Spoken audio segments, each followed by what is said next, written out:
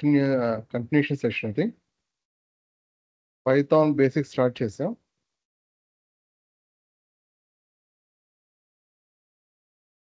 And okay, assignment operators వరకు complete అయింది. Special operator start చేయాలి. మీరు ఏదైనా C++ నేర్చుకున్నట్లయితే మీకు ఈ కాన్సెప్ట్ వచ్చి ఉంటుంది, point by reference, point by value అని చెప్పేసి. దయచేసి మ్యూట్ చేసుకోవాలండి.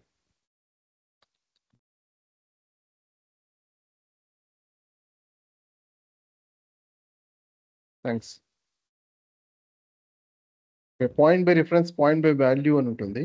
సో ఇక్కడ నేను ఒక లిస్ట్ ఆబ్జెక్ట్ తీసుకుంటున్నాను. నిజానికి లిస్ట్ అనేది మనం ఇంకా స్టార్ట్ చేయలేదు. నెక్స్ట్ వచ్చే కాన్సెప్ట్ లిస్ట్ అన్నమాట. అది డీటెయిల్గా డిస్కషన్ ఉంటుంది దాని గురించి. కానీ ఈ ఎగ్జాంపుల్కి ఒక ఆబ్జెక్ట్ కావాలి కాబట్టి లిస్ట్ తీసుకుంటున్నాను. లిస్ట్ జనరల్గా మనం వేరియబుల్లో ఒక వాల్యూని మనం స్టోర్ చేస్తాం. ఇప్పుడు x=5 అనుకోండి, ఈ వాల్యూ ఈ విధంగా స్టోర్ చేస్తాం. More than one value store చేయాలనుకున్నట్లయితే మనం బిల్ట్-ఇన్ డేటా స్ట్రక్చర్స్ వాడచ్చు. లిస్ట్ అనేది one of the built-in data structures అనమాట. ఫస్ట్ ఇప్పుడు 1 2 3 4 5 దీంట్లో 5 వాల్యూ స్టోర్ చేశాను. నార్మల్ వేరియబుల్లో ఒక వాల్యూ ఉంటే ఇక్కడ ఒక లిస్ట్లో 5 వాల్యూస్ నేను స్టోర్ చేస్తున్నాను. ఇక్కడ ఇంకో ఆబ్జెక్ట్ తీసుకుంటున్నాను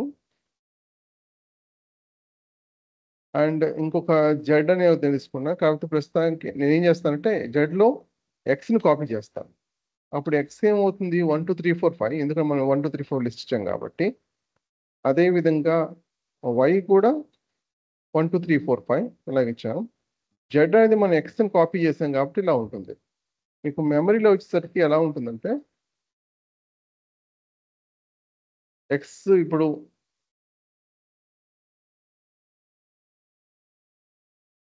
అనుకోండి 1 2 3 4 అలా ఒక ఆబ్జెక్ట్ క్రియేట్ అవుతుంది. సేమ్ అదే విధంగా నేను ఇంటెన్షనల్గానే ఒకే రకమైన వాల్యూస్ తీసుకున్నాను X why and జెడ్లో.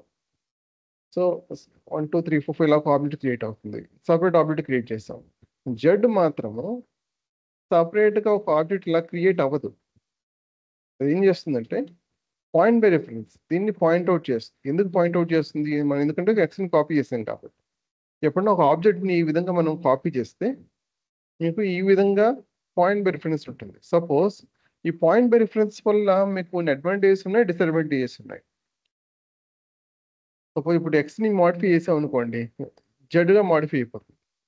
Z modify చేసాం అనుకోండి, ఎక్స్గా మారిపోతుంది. ఇది సపరేట్, వై అనేది సపరేట్ ఆబ్జెక్ట్ కాబట్టి దానికి ఏమీ ఇంపాక్ట్ ఉండదు. అది దాన్ని మాడిఫై చేస్తే తప్ప.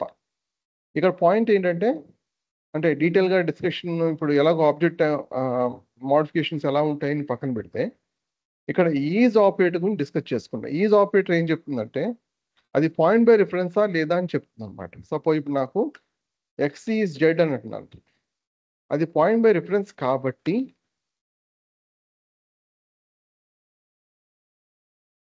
నాట్. సో అది ఈజీ అని చెప్తుంది, పాయింట్ బై రిఫరెన్సా కాదని చెప్తుంది.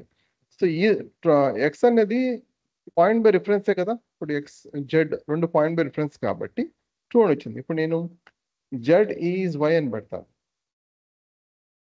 ఫాల్స్. ఎందుకంటే ఈ వై సపరేట్ ఆబ్జెక్ట్, జెడ్ అనేది ఎక్స్ని పాయింట్అవుట్ చేస్తుంది, వైని కాదు. ఇది సపరేట్ ఆబ్జెక్ట్ అన్నమాట. అందువల్ల ఇది పాయింట్ బై రిఫరెన్స్ కాదు కాబట్టి మీకు ఫాల్స్ అని వస్తుంది. అదేవిధంగా X is Y, same false వస్తుంది. ఎందుకంటే ఎక్స్ అనేది వై అనే సపరేట్ ఆబ్జెక్ట్ కాబట్టి ఇది పాయింట్ బై రిఫరెన్స్ కాదు కాబట్టి ఎక్స్కి ఏం సంబంధం లేదు కాబట్టి ఫాల్స్ అని వచ్చింది. సో ఈజ్ అన్నది మనకి పాయింట్ బై రిఫరెన్సా కాదా అని చెప్తుంది. నాట్ అన్నది ఎగ్జాక్ట్గా ఆపోజిట్ అన్నమాట. ఇప్పుడు X is Z is Y ఏమొచ్చింది, మనకి ఫాల్స్ వచ్చింది. నాట్ అన్నప్పుడు నాట్ ఆఫ్ ఫాల్స్ ఏమవుతుంది, ట్రూ అవుతుంది. సో అలాగనమాట. దాన్ని రివర్స్ మీరు చెక్ చేసుకోవాలన్నట్లయితే, నాట్ ఆఫ్ సంథింగ్ చెక్ చేసుకోవాలన్నట్లయితే మీకు ఈ విధంగా రిజల్ట్ వస్తుంది.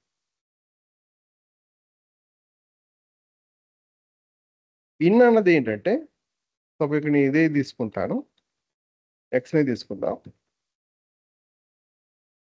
ఒక పర్టికులర్ వాల్యూ అన్నది ఆబ్జెక్ట్లో ఉందా లేదా అన్నది మనకు చెప్తున్నారు అనమాట. సపోజ్ 4 అన్నది నాకు ఎక్స్లో ఉందా, ఎక్స్ అనే ఆబ్జెక్ట్లో ఉంది. యాక్చువల్గా 1 2 3 4 5 4 కూడా ఉంది. సో ట్రూ రావాలి. లెట్స్ టేక్ 44 అనేది ఉందా, 44 అనేది ఉందా, 44 లేదు కదా, అందువల్ల మనకు ఫాల్స్ వస్తుంది. నాట్ అన్నది ఏంటంటే ఎగ్జాక్ట్ ఆపోజిట్. ఇప్పుడు ఫాల్స్ వస్తే ట్రూ వస్తుంది. సారీ, ఇక్కడ ఫాల్స్ వస్తే ఇంతకుముందు ఏమొచ్చింది, 44 అనేది ఎక్స్లో లేదు. కానీ నాట్ ఆఫ్ ఫాల్స్ అన్నప్పుడు మనకి ఏమొస్తుంది, ట్రూ వస్తుంది. అదే 4 అనేది ఉంది. బట్ యాక్చువల్ 4 అనేది ఉన్నప్పుడు ఏమి రావాలి, ఇన్ యూజ్ చేసినప్పుడు ట్రూ రావాలి. నాట్ ఇన్ యూజ్ చేసాం కాబట్టి మనకి ఫాల్స్ వస్తుంది. ఓకే, స్పెషల్ ఆపరేటర్స్ క్లియర్ అనుకుంటున్నాను. ఏమైనా క్వశ్చన్స్ ఏమైనా ఉంటే అన్మ్యూట్ చేసుకుని అడగండి. Next math library. మీకు పైథాన్లో ఏంటంటే ఇది Python open source and free libraries or frameworks అనేవి చాలా ఉంటాయి. ఈ పైథాన్ అసలు పాపులర్ అవ్వడానికి కారణం ఏంటంటే C++, జావా అంత ఎఫిషియెంట్ అని కాదు. దీనికి కారణం ఏంటంటే చాలా లైబ్రరీస్ ఉంటాయి. అది వెబ్ డెవలప్మెంట్ కావచ్చు,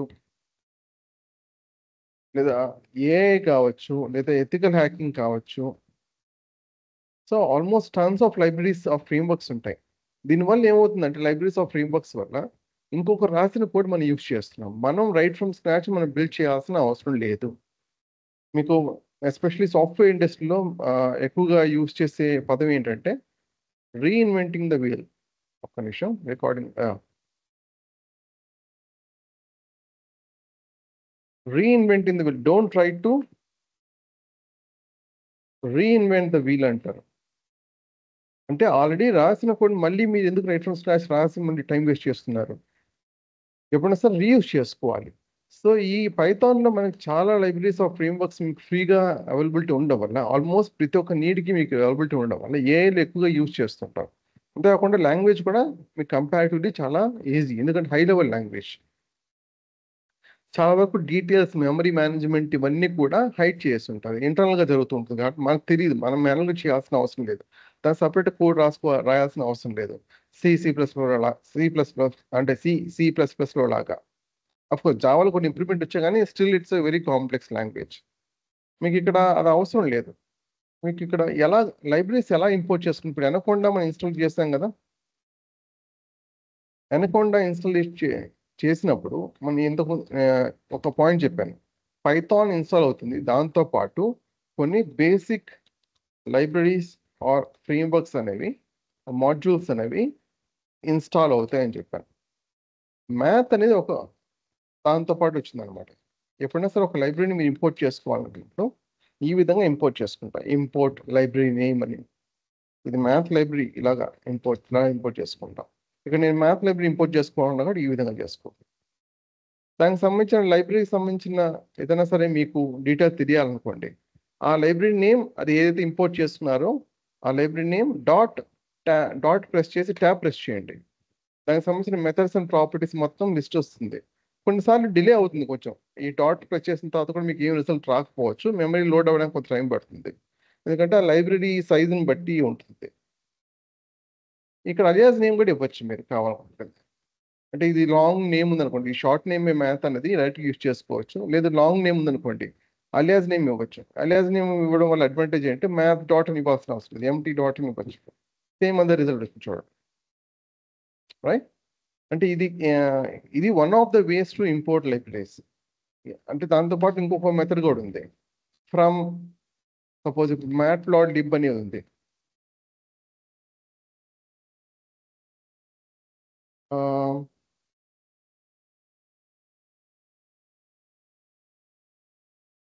ఇక్కడ ఏం చేస్తున్నాం అంటే ఇది అఫ్కోర్స్ ఇది regular way to import library. ఇదేంటంటే మ్యాట్ప్లాట్లిబ్ అనేది ఒక లైబ్రరీ, అది చాలా పెద్ద లైబ్రరీ. అంటే మనం ఇంపోర్ట్ మ్యాట్ప్లాట్లిబ్ అన్నాం అనుకోండి, ప్రాబ్లం ఏంటంటే అది మొత్తం ఇంపోర్ట్ చేస్తే మెమరీ చాలా మెమరీ స్పేస్ తీసుకుంటుంది. ఇలా ఇంపోర్ట్ చేయడం వల్ల ఏంటంటే ఈ లైబ్రరీలో కేవలం ఈ కాంపోనెంట్ మాత్రమే లోడ్ చేయి మెమరీలో, ఇంకా మిగతా కాంపోనెంట్స్ లోడ్ చేయదు. అంటే ఇది మోర్ ఎఫిషియెంట్ అన్నమాట. ఇలాగా మనం ఇంపోర్ట్ ఎందుకు చేస్తున్నాం, స్మాల్ లైబ్రరీస్ అయితే డైరెక్ట్గా ఇంపోర్ట్ చేస్తాం, కానీ హ్యూజ్ ఫ్రేమ్వర్క్స్ ఆ లైబ్రరీస్ ఏం చేస్తాం అంటే స్పెసిఫిక్గా ఆ లైబ్రరీలో పర్టికులర్ కాంపోనెంట్ మనకు అవసరమైనంత మాత్రమే మనం ఇంపోర్ట్ చేసుకుంటాం. సో ఇది second way to import it. దీన్నే ఇంకొక విధంగా ఏ విధంగా రాయొచ్చు అంటే, డౌట్ అడగచ్చా? చెప్పండి. ఇప్పుడు మీరు చెప్పారు కదా మ్యాట్ప్లాట్లిబ్ అనేది చాలా పెద్ద లైబ్రరీ అని, అందులోంచి మేము పైప్లాట్ అని చెప్పి ఇంపోర్ట్ చేశారు. అయితే మ్యాట్‌ప్లాట్‌లిబ్‌లో చాలా కాంపోనెంట్స్ ఉంటాయి. అవి ఎలా తెలుస్తాయి సార్? ఏమేమి ఉన్నాయి ఏంటని? మ్యాట్‌ప్లాట్‌లిబ్ యూజ్ చేసి వర్క్ చేయాలని అన్నారనుకోండి. దాంట్లో ఓకే. ఏది ఇంపోర్ట్ చేసుకోవాలి? అది ఎలా తెలుస్తది? అదే మనం యూజ్ చేసే కొద్దీ అంటే ఇప్పుడు నేను స్క్రిప్ట్స్ ప్రొవైడ్ చేసినప్పుడు ప్రాక్టీస్ చేస్తూ ఉంటే రిక్వైర్మెంట్‌కి ఏ పర్టిక్యులర్ కోడ్ ఏ ఇంపోర్ట్ అనేది మీకు ఆటోమేటిక్‌గా ట్రిగ్గర్ అవుతుంది. ప్రాక్టీస్‌ని బట్టి ఉంటుంది. ఇచ్చే కోడ్ మీకు సెషన్‌లో ఎక్స్‌ప్లెయిన్ చేస్తాం కదా! అది ప్రాక్టీస్ చేస్తున్నప్పుడు రిక్వైర్మెంట్ వచ్చినప్పుడు ఆటోమేటిక్‌గా ట్రిగ్గర్ అవ్వాలి. ట్రిగ్గర్ అవ్వాలంటే అది మీరు ఖచ్చితంగా 3-4 టైమ్స్ రిపీట్ చేయాలి. And by practice okay. వస్తుందది. Okay sir. Yeah! So, just మీరు ఓకే మగప్ సార్. చేసి ఇవి కాంపోనెంట్స్ ఆ విధంగా అది ప్రాక్టికల్ వే కాదు. సో, ఈ విధంగా కూడా సెకండ్ వే ఓకే. అన్నమాట ఇది. ఈ విధంగా కూడా ఇంపోర్ట్ చేసుకోవచ్చు. కేవలం పైప్లాట్ మాత్రం ఇంపోర్ట్ అవుతుంది. బట్ ఇది more recommended. But anyway point నేనేం చెప్పాలనుకుంటున్నానంటే ఇంపోర్ట్స్ అనేవి వేరే విధాలుగా ఉంటాయి. చాలా చాలా విధాలుగా ఉంటాయి. ప్రస్తుతానికి మనం డైరెక్ట్‌గా ఇది ఇంపోర్ట్ చేస్తున్నాం. అలియాస్ నేమ్ ఇవ్వచ్చు, ఇవ్వకపోవచ్చు. బట్ ఇక్కడ అవసరం లేదు. ఎందుకంటే లైబ్రరీ నేమ్ చాలా జస్ట్ 4 లెటర్సే కదా! పర్వాలేదు. కొన్నిసార్లు ఏంటంటే మనం లైబ్రరీ నేమ్ అని డాక్యుమెంటేషన్ రిఫర్ చేస్తాం. ఇప్పుడు సపోజ్ నంపై ఉందనుకోండి. ఆ నంపై డాక్యుమెంటేషన్ రిఫర్ చేసినప్పుడు ఇక్కడ చూడండి వాళ్ళేం చేశారు? NP import NumPy as NP alias name ఆ విధంగా ఇచ్చారు. మన ఇష్టం వచ్చిన అలియాస్ నేమ్ ఇవ్వచ్చా అంటే ఇవ్వచ్చు. కాకపోతే జనరల్‌గా ఇదే నొటేషన్ ఫాలో అవుతాం. ఇప్పుడు నంపై ఎన్‌పి ఇచ్చారు కదా! అదే పాండాస్ ఇంపోర్ట్‌లో ఏముంటుంది? ఇంపోర్ట్ పాండాస్ యాస్ పీడీ అని ఉంటుంది. ఇక్కడ ఇవ్వలేదు. పీడీ ఉంది. యాస్ పర్ డాక్యుమెంటేషన్ మనం ఏదైతే ఏ అలియాస్ నేమ్ ఇచ్చుంటో అదే విధంగా ఇస్తాం. ఎందుకంటే మనకి ఏమైనా బగ్స్ ఏమైనా వచ్చాయనుకోండి, మనం వేరే వాళ్ళకి ఈ ఈ కోడ్‌ని కాపీ చేసినప్పుడు లేదా వాళ్ళ కోడ్ మనం కాపీ చేసుకుంటున్నప్పుడు ఒకే స్టాండర్డ్ నోటేషన్ ఫాలో అవ్వడం బెటర్ కదా! అందువల్ల alias name as per documentation ఇవ్వడం బెటర్. బట్ అలాంటి కంపల్సరీగా అదే ఫాలో అవ్వాలని రూల్ ఏం లేదు. బట్ డాక్యుమెంటేషన్ ప్రకారం ఫాలో అయితే బెటర్. మన ఓన్ అలియాస్ నేమ్ ఇవ్వచ్చు కానీ which is not recommended. Anyway ఈ పర్టిక్యులర్ కేస్‌లో మనకి మ్యాథ్ లైబ్రరీకి సెపరేట్‌గా అవసరం లేదు. అలియాస్ నేమ్ అవసరం లేదు. జస్ట్ మ్యాథ్ డాట్ అని చెప్పేసి ట్రై చేయొచ్చు. ఇక్కడ నేను కొన్ని మెథడ్స్ ఇచ్చినాను. Exponent, logarithm, power of, square root, ceiling, pi అనేది. సో, ఫస్ట్ ఇవి చూద్దాం. తర్వాత ఈ 2 గురించి ఎక్స్‌ప్లెయిన్ చేస్తాను. Power of. ఆల్రెడీ మనం పవర్ ఆఫ్ సపోజ్ 2 క్యూబ్ కావాలనుకోండి. ఎలా రాస్తాం నార్మల్‌గా పైథానిక్ వేలో 2 డబుల్ యాస్టెరిస్క్ 3 ఇస్తే 2 టు ద పవర్ 3 మనకు రిజల్ట్ వస్తుంది. దీన్నే మనం మ్యాథ్ లైబ్రరీ ద్వారా ఎలాగా యూజ్ చేసాడు 2, 3 సేమ్ రిజల్ట్ వస్తుంది. ఆఫ్‌కోర్స్ ఇది ఫ్లోట్ రిటర్న్ చేస్తుండొచ్చు. ఇది నార్మల్ ఇంటిజర్ రిటర్న్ చేస్తుండొచ్చు. బట్ ఇది పైథానిక్ వే. ఇది మ్యాథ్ లైబ్రరీలో మనం యూజ్ చేసి పవర్ కనుక్కుంటాం.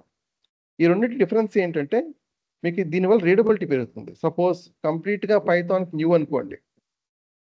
ఇప్పుడున్న కోడ్ మనం రాసినప్పుడు మనకు మాత్రమే కాదు మిగతా వాళ్ళకి కూడా అర్థం కావాలని చెప్పాను. ఒకవేళ నాన్ పైథాన్ ప్రోగ్రామర్ అనుకోండి. డైరెక్ట్ చూసాడనుకో ఇది అర్థం కాదు. డబుల్ యాస్టరిస్క్ అంటే కొత్తగా ఉండుండొచ్చు. కానీ ఇది మాత్రం ఇది మ్యాథమెటికల్ ఫంక్షన్. ఇది పవర్ అని క్లియర్‌గా అర్థమవుతుంది. ఈజీగా రీడ్ చేసుకోవచ్చు. ఆఫ్‌కోర్స్ మనం ఇక్కడ ఆహ్, పవర్ 3 అలా డాక్యుమెంటేషన్ ప్రిపేర్ చేస్తే ఆఫ్‌కోర్స్ ఆహ్, తప్పేం లేదు. ఇంకా రీడబిలిటీ పెరుగుతుందనుకోండి. అది one of the way. But math dot power ద్వారా ఇంకా మీకు రీడబిలిటీ పెరుగుతుంది. ఇది ఖచ్చితంగా యూజ్ చేయాలంటే అదేం రూల్ ఏం లేదు. మీ చాయిస్. ఇదన్నా యూజ్ చేయొచ్చు. లేదా ఇదన్నా యూజ్ చేయొచ్చు. మ్యాథ్‌లో కేవలం పవర్ ఆఫ్ మట్ మాత్రమే కాదు. స్క్వేర్ రూట్, సీలింగ్ కొన్ని సపోర్టెడ్ మెథడ్స్ ఉన్నాయి చూద్దాం. మ్యాథ్ డాట్ స్క్వేర్ రూట్ అనుకోండి. 25 స్క్వేర్ రూట్ ఎంత అవుతుంది? 5 కదా! లేదా 625 స్క్వేర్ రూట్ ఎంత అవుతుంది? 25. సో, ఈ విధంగా మనం స్క్వేర్ రూట్ కనుక్కోవచ్చు. నార్మల్‌గా మనం పైథానిక్ వేలో స్క్వేర్ రూట్ కనుక్కోవాలనుకోండి. మ్యాథ్ లైబ్రరీ కాకుండా. ఎలా కనుక్కోవచ్చు మనం? సపోజ్ ఇప్పుడు 625 తీసుకుందాం. 1/2 అని రాయొచ్చు కదా! 625 పవర్ 1/2 అంటే ఏంటి? స్క్వేర్ రూట్ అనే కదా అర్థం. లేదా 1/2 అని రాసుకోవచ్చు. 0.5 అని కూడా రాసుకోవచ్చు. సేమ్ రిజల్ట్ వస్తుంది. బట్ ఇది అగైన్ విచ్ ఈస్ రికమెండెడ్ అంటే ఇదే రికమెండెడ్. ఎందుకంటే దీనివల్ల రీడబిలిటీ ఉంటుంది. ఇంకొకరు కూడా ఈజీగా అర్థం చేసుకునే విధంగా ఉంటుంది. అలాగే మనం ఫ్లోర్ అండ్ సీల్ వాల్యూ చూసాం. ఫ్లోర్ సపోజ్ 5.2 ఫ్లోర్ వాల్యూ ఏమై ఉంటుంది? వితౌట్ డెసిమల్ పార్ట్ అని చెప్పాను. అదే విధంగా సీల్ వాల్యూ ఏమని చెప్పాను? వితౌట్ డెసిమల్ +1 అంటే 5.2 పక్కన పెట్టేస్తే 5 + 1 6 వస్తుంది. అలాగా. సో, మ్యాథ్ లైబ్రరీ ద్వారా కూడా మనం power and floor and seal value తీసుకోవచ్చు. అదేవిధంగా ఇక్కడ పై అనేది ఒకటి ఉంది. పై అనేది మ్యాథమెటికల్ కాన్స్టెంట్. అది ఎక్కువగా మనం ఈ ప్రాపర్టీ అనేది మ్యాథమెటిక్స్లో యూజ్ చేస్తూ ఉంటాం, ప్రోగ్రామింగ్ లో కూడా యూజ్ చేస్తుంటాం. ఈ పై అన్నది ఒక కాన్స్టెంట్, ఒక మ్యాథమెటికల్ కాన్స్టెంట్. అలాగే ఎక్స్పోనెంట్ కూడా ఒక కాన్స్టెంటే. మ్యాథ్ డాట్ ఈ అనేది ఒక కాన్స్టెంట్. మ్యాథ్ డాట్ లాగ్ అనేది కూడా మనకు లాగరిథం వాల్యూకి తీసుకోవచ్చు. లాగరిథం కాన్సెప్ట్ యాక్చువల్లీ ఏంటంటే, సపోజ్ ఇప్పుడు డేటా ఇలా ఉందనుకోండి, ఎప్పుడన్నా గ్రాఫ్ అనేది మనం గీసామనుకోండి, జనరల్గా గ్రాఫ్ ఎందుకు మనం ప్లాట్స్ ఎందుకు ప్రిఫర్ చేస్తాం? డేటా అన్నది చాలా హ్యూమంగస్ అమౌంట్ ఆఫ్ డేటా ఉన్నప్పుడు, ఆ 1 మిలియన్ రికార్డ్స్ ఉన్నాయనుకోండి, డైరెక్ట్గా మనం చూసి అర్థం చేసుకోలేం. అలా కాకుండా ఒక గ్రాఫ్ గీయడం వల్ల ఇలా ఉందనుకోండి, దీన్ని బట్టి మనం చెప్పొచ్చు, ఓకే డేటా ఈ ప్యాటర్న్లో ఉంది అని చెప్పొచ్చు మనం. అదే మనం డైరెక్ట్గా ప్రతి ఒక్క రోని చూసి ఇదే రకమైన ఇంటర్ప్రిటేషన్ చేయగలమా అంటే, గ్రాఫ్ చూసిన విధంగా చేయగలమా అంటే చేయలేం. అంటే హ్యూమన్లీ పాసిబుల్ కాదు. సో గ్రాఫ్స్ యొక్క పర్పస్ ఏంటి? డేటా మనం డైరెక్ట్గా చూసి అర్థం చేసుకోలేం కాబట్టి ఈ గ్రాఫ్స్కి వస్తాం. డేటా అన్నది ఇప్పుడు మనం ఇక్కడ ఎక్స్ కానీ వై యాక్సెస్ కానీ, ఇక్కడ ఇప్పుడు ఇక్కడ యూనిట్స్ తీసుకోండి, ఇక్కడ యూనిట్స్ డిస్టెన్స్ ఎంత 1, ఇక్కడ యూనిట్స్ డిస్టెన్స్ ఎంత 5. సో వై యాక్సెస్ యూనిట్స్ ఎంత 5, ఎక్స్ యాక్సెస్ యూనిట్స్ 1. ఇలాగే ఉండాల రూల్ ఏం లేదు. ఇప్పుడు 2, 4, 6, 8, 10 ఇలా కూడా తీసుకోవచ్చు. అంటే ఈక్వల్ డిస్టెన్స్లో ఉండాలి. ఒకవేళ డేటా అన్నది 1, 10, 100, 1000, 10,000, 1 lakh ఇలాగ డేటా ఎక్స్పోనెన్షియల్గా పెరిగితే మనం ఈ గ్రాఫ్ ఎలా గీయగలం? సపోజ్ అదే డేటా తీసుకుందాం, ఇప్పుడు ఎక్స్పోనెన్షియల్ డేటాని తీసుకుందాం. ఇక్కడ 1 వచ్చింది అంటే యూనిట్ డిస్టెన్స్ ఏమైనట్టు? 1 అయినట్టు. అప్పుడు ఇక్కడ యూనిట్ డిస్టెన్స్ 0 స్టార్ట్ చేస్తున్నట్లయితే, ఇప్పుడు మనం 10 అని ఎక్కడ పెట్టాల్సి ఉంటుంది? ఎక్కడో ఇక్కడ పెట్టాల్సి ఉంటుంది. మరి 100 ఎక్కడ ఉండాల్సి ఉంటుంది? అగైన్ ఇక్కడ ఇష్యూ ఏంటి? డేటా మనం డైరెక్ట్గా చూసి అర్థం చేసుకోలేం కాబట్టి గ్రాఫ్ తీసుకొస్తున్నాం. మళ్ళీ అగైన్ ఈ డేటా ఎక్స్పోనెన్షియల్గా ఉన్నప్పుడు మళ్ళీ గ్రాఫ్ అనేది పాసిబిలిటీ కాదు. థియరిటికల్గా పాసిబిలిటీ కావచ్చు, కానీ ఇది చాలా మళ్ళీ అగైన్ లెంత్ ఎక్కువ విరిపోతుంది. అసలు గ్రాఫ్ యొక్క పర్పస్సే ఒక అంటే ఒక బుక్ ఫామ్లో, రైట్, ఒక అగ్రిగేటెడ్ ఫామ్లో మనకు ఒక గ్రాఫ్ వస్తే ఈజీగా అర్థం చేసుకునే విధంగా ఉండడం కోసం మనం గ్రాఫ్కి ఇస్తాం. కానీ డేటానే ఎక్స్పోనెన్షియల్గా ఇలా ఉందనుకోండి, చాలా డిస్టెన్స్లో ఉందనుకోండి, 10 ఇక్కడ ఉంటే 100 ఎక్కడో ఉంటుంది, 1000 మరి ఇంకెక్కడో ఉంటుంది. అగైన్ పాసిబిలిటీ కాదు కదా. సో ఎప్పుడైనా సరే డేటా అనేది నార్మల్గా 1, 2, 3, 4 లేదా 2, 4, 6, 8 లేదా 5, 10, 15 అలాగా ఈక్వి డిస్టెన్స్లో ఉంటే నో ఇష్యూస్. అలా కాకుండా ఎక్స్పోనెన్షియల్గా పెరిగితే గ్రాఫ్ గీయడం పాసిబిలిటీ కాదు. అప్పుడు ఈ ప్రాబ్లం ఎలా సాల్వ్ చేస్తాం? సపోజ్ ఇదే ప్రాక్టికల్ ఎగ్జాంపుల్ చెప్పాలంటే, అర్త్క్వేక్ ఉంటుంది కదా, అర్త్క్వేక్ సెసిమోగ్రాఫ్ అని వింటారు.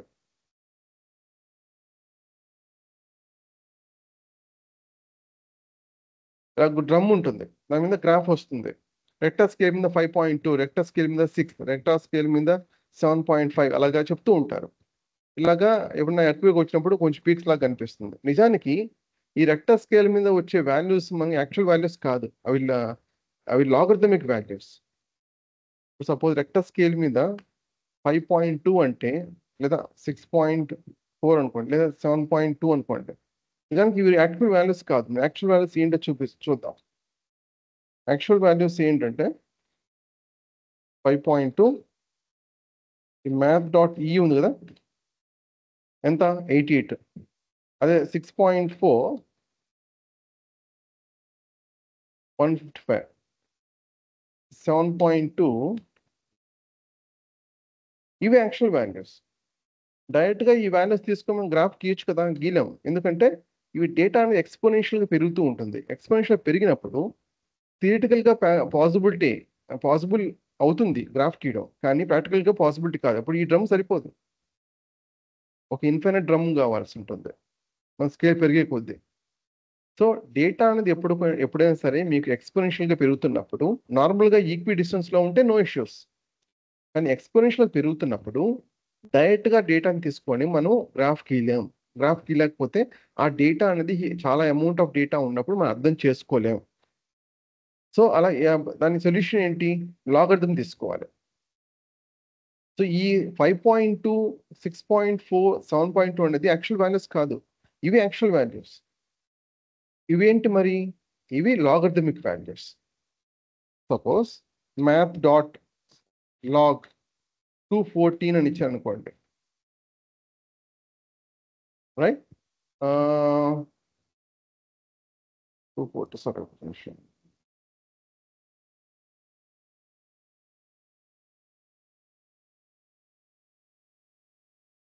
ఇది కాదే. లాగ్ ఎక్స్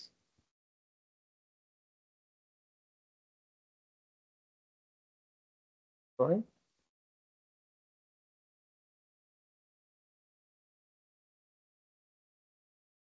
సారీ, నేను చేసిన మిస్టేక్ ఏంటంటే 7.2 to the power math dot ఈ కాదు, మ్యాథ్ డాట్ ఈ టు ద పవర్ 7.2. అది నేను చేసిన మిస్టేక్. వెక్టర్ స్కేలింగ్ 7.2 అంటే అర్థం ఏంటంటే ఇది. వెక్టర్ స్కేలింగ్ 6.4 అంటే అర్థం ఏంటంటే ఇది. వెక్టర్ స్కేలింగ్ 5.2 అంటే అర్థం నేను రివర్స్లో ఇచ్చినట్టున్నాను బై మిస్టేక్. 5.2 అండి. 181, 601, 133 చాలా డిఫరెన్స్ ఉంది. ఓకే, ఇప్పుడు ఈ వాల్యూ తీసుకొని నేను మ్యాథ్ డాట్ ఈ 7.2 వస్తుంది. అంటే అర్థం ఏంటి? ఈ మ్యాథ్ డాట్ ఈ పవర్ ఉంది కదా, ఈ పవర్ ఉంది కదా, అంటే ఈ వాల్యూ తీసుకుని డైరెక్ట్గా ఈ వాల్యూ తీసుకోకుండా దీని యొక్క పవర్స్ మాత్రమే తీసుకుంటా. ఎలాగైతే మన ఇక్కడ డేటా ఉంది 1, 10, 100 అలా ఉందనుకోండి, దీన్ని ఎలా రాసుకోవచ్చు? 1ని 10⁻0 రాసుకోవచ్చు కదా. 10 ఎలా రాసుకోవచ్చు? 10⁻1 అని రాసుకోవచ్చు. 100 ఎలా రాసుకోవచ్చు? 10 స్క్వేర్. 1000ని 10 క్యూబ్. 10,000 10⁻4. 1,00,000ని 10⁻5 రాసుకోవచ్చు. ఇప్పుడు నేను లాగర్థం బేస్ 10 అని తీసుకున్నాను అనుకోండి, అంటే డేటా మనం ఏ విధంగా ఎక్స్పోనెన్షియల్ పెరుగుతుందో దాన్ని బేస్ తీసుకోవాలి. నార్మల్గా natural experiments, mathematics, scientific experiments ఏదైనా చేస్తున్నప్పుడు దీన్ని తీసుకుంటారు. 10, 2, 5 అలా తీసుకోరు. ఇక్కడ తీసుకున్న డేటా 10 పవర్లో ఉంది కాబట్టి నేను 10 బేస్ తీసుకుంటున్నా. మన ఇష్టం వచ్చిన వాల్యూ ఇవ్వచ్చా అంటే ఇవ్వచ్చు. ఇప్పుడు నేను కావాలి 10 బేస్ తీసుకోండి ఇవ్వచ్చు. కానీ న్యాచురల్గా ఏదైనా ఎక్స్పెరిమెంట్ చేస్తున్నప్పుడు వాళ్ళు ఏం గమనించింది ఏంటంటే డేటా అనేది దీని మ్యాథ్ డాట్ ఈ పవర్ అంటే ఈ పవర్తో ఇంక్రీజ్ అవ్వడం గమనించారనమాట. అంటే 2 పవర్ లేదా 4 పవర్ లేదా 5 పవర్ 10 పవర్ అలా కాదు. కానీ మనం తీసుకున్న డేటా ఆ విధంగా ఇంక్రీజ్ అవుతుంది. ఇప్పుడు ఇక్కడ క్లియర్గా మనకు అర్థమవుతుంది 10 పవర్లో ఉంది కాబట్టి. సో నేను ఖచ్చితంగా 10 బేస్ని 10 తీసుకుంటున్నా. ఇప్పుడు నేను ఆ వాల్యూ తీసుకుని ఆ పవర్ మాత్రమే నేను తీసుకుంటాను అనమాట. సో ఇప్పుడు దీనివల్ల మనకి అడ్వాంటేజ్ చూడండి. ఇక్కడ ఈ నార్మల్గా పాసిబిలిటీ కాదు కదా, ఈ డిస్టెన్స్ చాలా ఎక్కువ ఉంటుంది కదా. ఈ పవర్స్ మాత్రం తీసుకున్నాను అనుకోండి, అప్పుడు ఏమవుతుంది? నాకు 0, 1, 2, 3 అలా క్లియర్గా వస్తుంది మనకి. 2, 3, 4 అప్పుడు నేను గ్రాఫ్ ఈజీ గీయచ్చు.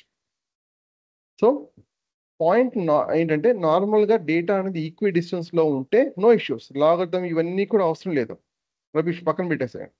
కానీ డేటా ఎప్పుడైనా ఎక్స్పోనెన్షియల్ పెరుగుతున్నప్పుడు అప్పుడు మాత్రమే ఈ లాగర్థమిక్ కాన్సెప్ట్ అనేది తీసుకురావడం జరిగింది. నార్మల్గా ఎక్స్పెరిమెంట్స్ ఏదైనా న్యాచురల్ ఎక్స్పెరిమెంట్స్ ఏదైనా మ్యాథమెటిక్స్ అండ్ ఫిజిక్స్లో కానీ ఎక్కడైనా ఆస్ట్రానమిక్ ఫిజిక్స్లో కానీ ఎక్కడైనా ఎక్స్పెరిమెంట్ చేస్తున్నప్పుడు వాళ్ళు మ్యాథ్ డాట్ ఈ తీసుకుంటారు. వాళ్ళు గమనించింది అంటే ఈ వాల్యూ మ్యాథ్ డాట్ ఈ అంటే ఏంటి? 2.78 సంథింగ్. సో వాళ్ళు గమనించింది ఏంటంటే ఈ వాల్యూ టు ద పవర్స్తో పెరుగుతూ ఉండడం గమనించారు. అందువల్ల దీన్ని కాన్స్టెంట్గా తీసుకున్నారు సార్. అలా కాకుండా డేటా అనేది మనం తీసుకున్న డేటాను బట్టి మనం డిసైడ్ చేయాల్సి ఉంటుంది. మనం డిసైడ్ చేయలేని సిచ్యువేషన్లో మనం మ్యాథ్ డాట్ ఈ యూజ్ చేయొచ్చు. లేదా ఏదైనా నార్మల్గా ఎక్స్పెరిమెంట్ చేస్తున్నప్పుడు మ్యాథ్ డాట్ ఈ యూజ్ చేయండి. లేదు క్లియర్గా మనకు తెలుసు ఇది 2 టు ద పవర్ లేదా 10 టు ద పవర్ లేదా 5 టు ద పవర్ పెరుగుతుందని గమనించారనుకోండి, అదే బేస్గా తీసుకోండి. ఓకే, సో లాగర్థం అర్థమైంది అనుకుంటున్నాను నేను. ఎక్స్పోనెన్షియల్ డేటా వచ్చినప్పుడు లాగర్థం అప్లై చేయాలి. దానివల్ల అడ్వాంటేజ్ ఏంటి? మనం ఏ బేస్ తీసుకుంటామో దాని పవర్ మాత్రమే తీసుకుంటాం. దాని పవర్ తీసుకోవడం వల్ల ఈ గ్రాఫ్ అనేది ఈజీ అయిపోతుంది. ఎలాగైతే మనకి ఇక్కడ అర్త్క్వేక్ డ్రమ్ పాసిబుల్ అయిందో అలాగే ఒకవేళ డైరెక్ట్గా డేటా తీసుకున్నాం అనుకోండి, ఈ డ్రమ్ సరిపోదు. ఈ అండ్ లాగర్థమ్ కాన్సెప్ట్ అర్థమైంది అనుకుంటున్నాను. ఎందుకు ఇంత డీటెయిల్గా ఎక్స్ప్లెయిన్ చేయడం జరిగిందంటే మీకు ఎక్స్పోనెంట్ లాగర్థమిక్ అనేది చాలా చోట్ల వస్తుంది మీకు ఏఐలో, అందువల్ల. అర్థమైందా? ఏమైనా క్వశ్చన్స్ ఉన్నాయి దీని మీద? మాక్సిమం ఏ సినారీలో మనం యూస్ చేస్తామండి both experiment and as well as logarithm. అదే ఈ కాన్సెప్ట్ చెప్పింది అది. ఓకే. డేటా అనేది ఎప్పుడు ఎక్స్పోనెన్షియల్ పెరుగుతున్నప్పుడు అప్పుడు తీసుకుంటామని చెప్పాను. ఓకే.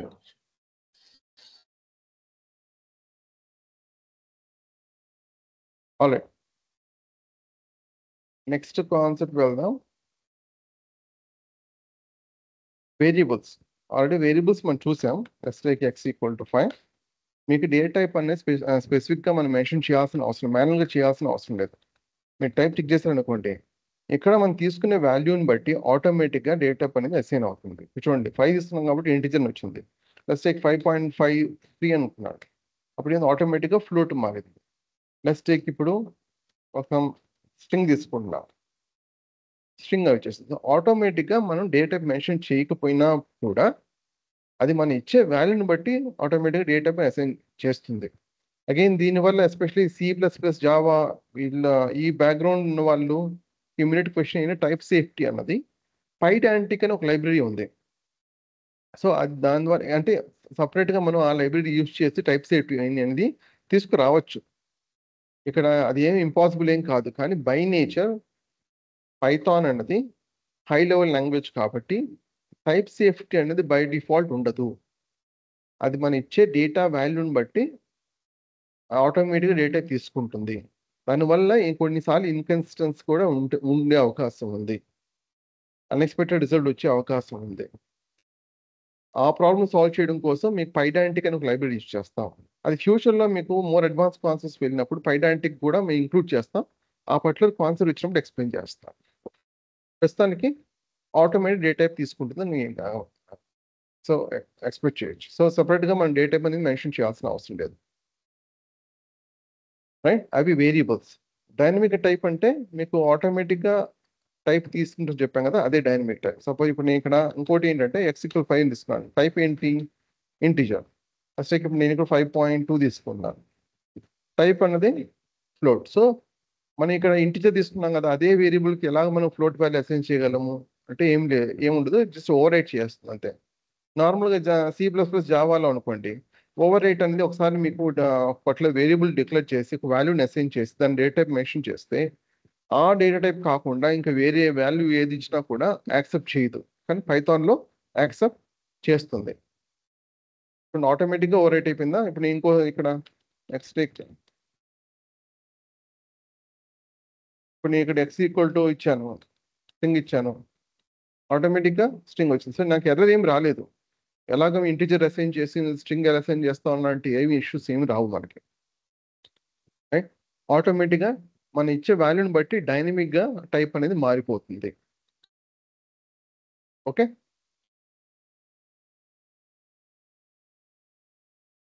డేటా టైప్స్ అనేవి మీకు ఇక్కడ కొన్ని కాన్సెప్ట్స్ మీకు డీటెయిల్గా మీకు ఫ్యూచర్లో అంటే నెక్స్ట్ సెషన్లో వస్తుంది. ప్రస్తుతానికి నేను ఏం చేస్తానంటే వేరే డేటా టైప్స్ ఇక్కడ ఏమేమి ఉన్నాయో లిస్ట్ రాశాను. ఒక్కొక్క దానికి ఒక ఎగ్జాంపుల్ చెప్తా, డీటెయిల్గా వెళ్ళకుండా. Especially list, dictionary, tuple, sets అనేవి సపరేట్గా మనకు డీటెయిల్స్ డిస్కషన్ ఉంటుంది. బట్ ఇక్కడ ఒక ఎగ్జాంపుల్ ప్రొవైడ్ చేస్తాను, ఏ డేటా టైప్స్ మీకు పైథాన్ సపోర్ట్ చేస్తుంది చెప్పడం కోసం. సపోజ్ x=true అని అనుకోండి, టైప్ చేశాను అనుకోండి, బూల్ కదా. ఫాల్స్ అన్నా కూడా bool. And more over Python అనేది కేస్ సెన్సిటివ్. మీకు ఈ ఫాల్స్ ఒకటి కాదు, ఎర్రర్ వచ్చింది చూసారా? ఫస్ట్ లెటర్ క్యాపిటల్ లెటర్ ఉండాలి, మిగతా లెటర్ స్మాల్ లెటర్స్ ఉండాలి. అది ట్రూకైనా ఫాల్స్కైనా అలాగే ఉండాలి. Bool stands for Boolean. Boolean అంటే nothing but true or falls.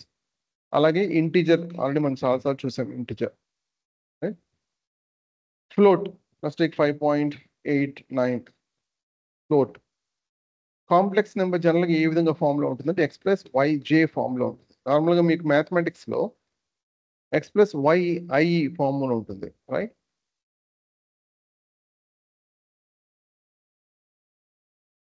చూస్తే ఎలా ఉంటుంది ఇక్కడ, ఈ ఫామ్లో ఉంటుంది. a+ib లేదా x+ij ఫామ్లో ఉంటుంది, y ఫామ్లో ఉంటుంది. i అంటే ఇమాజినరీ నెంబర్. అదే మీకు పైథాన్ వస్తే జేతో రిప్రజెంట్ చేస్తాం, ఐతో రిప్రజెంట్ చేయడం. ఒక ఎగ్జాంపుల్ చూస్తే 2+3j టైప్ అనేది కాంప్లెక్స్ నెంబర్.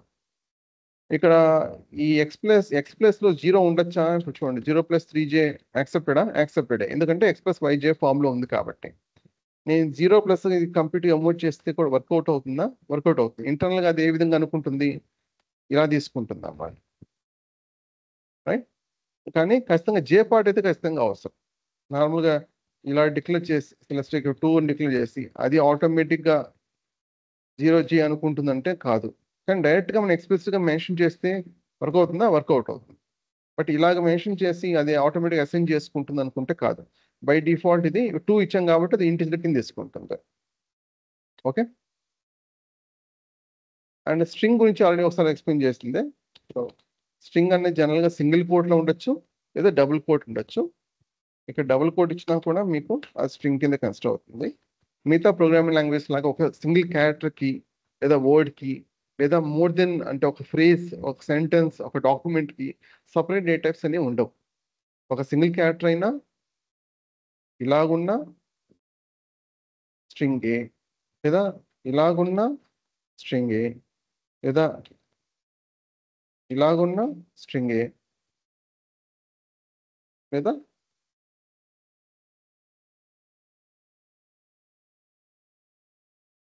ఇలాగున్నా కూడా స్ట్రింగ్ ఏ. సో మీకు జావాలో లాగా సపరేట్ ఒక క్యారెక్టర్ సపరేట్ డేట్ టైప్ లేదా వర్డ్ కూడా సపరేట్ డేట్ టైప్ అలాగే ఏమి ఉండదు, అన్నీ కూడా స్ట్రింగ్ ఇక్కడ. అండ్ లిస్ట్ గురించి మనం లిస్ట్, డిక్షనరీ, టపుల్, సెట్స్ అనేవి బిల్ట్ ఇన్ డేటా స్ట్రక్చర్స్ అనమాట. ఇక్కడ లిస్ట్ గురించి ఆల్రెడీ ఒకసారి ప్రీవియస్ ఎగ్జాంపుల్ ఇచ్చాం కదా. స్క్వేర్ బ్రాకెట్ లోపల ఇస్తాం, మోర్ దెన్ 1 వాల్యూ ప్రొవైడ్ చేయొచ్చు. మనకు నార్మల్గా ఒక వేరియబుల్ ఉన్నప్పుడు ఒక వాల్యూ మాత్రమే ఉంటుంది. ఇక్కడ మోర్ దెన్ 1 వాల్యూని మనం ప్రొవైడ్ చేయొచ్చు. టైప్ చెక్ చేస్తే ఇది లిస్ట్. అదేవిధంగా డిక్షనరీ అన్నది కర్లీ బ్రాకెట్స్లో ఉంటుంది. ఇది ఏ ఫామ్లో ఉంటుంది? కీ వాల్యూ ఫార్ములేషన్స్లో ఉంటుంది అన్నమాట. అని ఎన్ని కీ వాల్యూ కాంబినేషన్స్ అన్నా మనం ఇవ్వచ్చు. సపోజ్ ఒక ఎగ్జాంపుల్ తీసుకుందాం.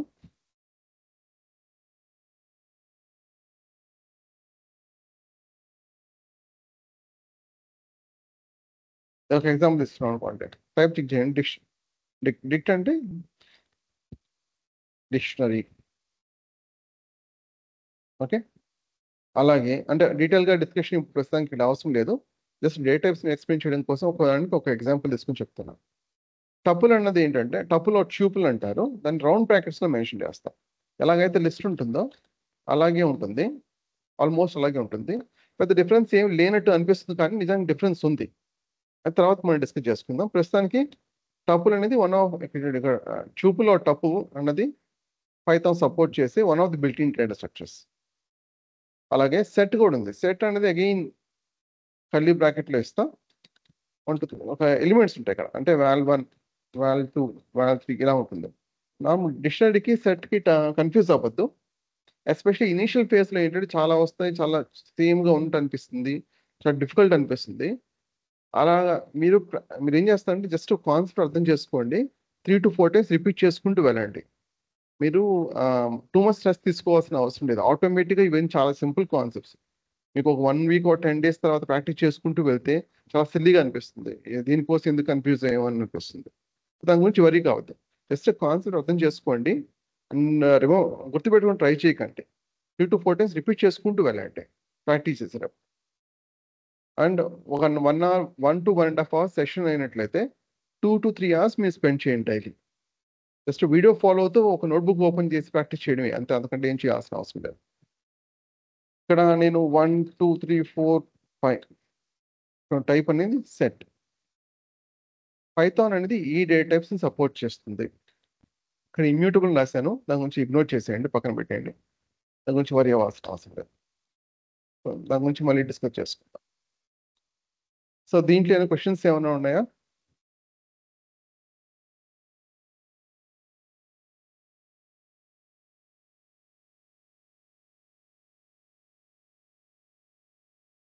ఓకే. నెక్స్ట్ టైప్ కాస్టింగ్ అండి. టైప్ కాస్టింగ్ అంటే ఏ ప్రోగ్రామింగ్ లాంగ్వేజ్ అయినా సరే టైప్ కాస్టింగ్ అంటే ఒకటే కాన్సెప్ట్ ఎక్స్ప్లెయిన్ చేస్తుంది. Converting from one data type to another. ఒక డేటా టైప్ నుంచి ఇంకొక డేటా టైప్ని మనం ఏ విధంగా కన్వర్ట్ చేయొచ్చు అన్నదే టైప్ కాస్టింగ్ కాన్సెప్ట్ అన్నమాట. ఇప్పుడు సపోజ్ x = నేను 5.2 అనుకుంటున్నాను. టైప్ చెక్ చేస్తే ఏమొస్తుంది మనకి 5.2 డెసిమల్ పార్ట్ ఉంది కాబట్టి అది ఫ్లోట్ అని వస్తుంది. దాన్ని ఇంటిజర్ కన్వర్ట్ చేయాలనుకోండి జస్ట్ కన్వర్ట్ చేసుకోవచ్చు.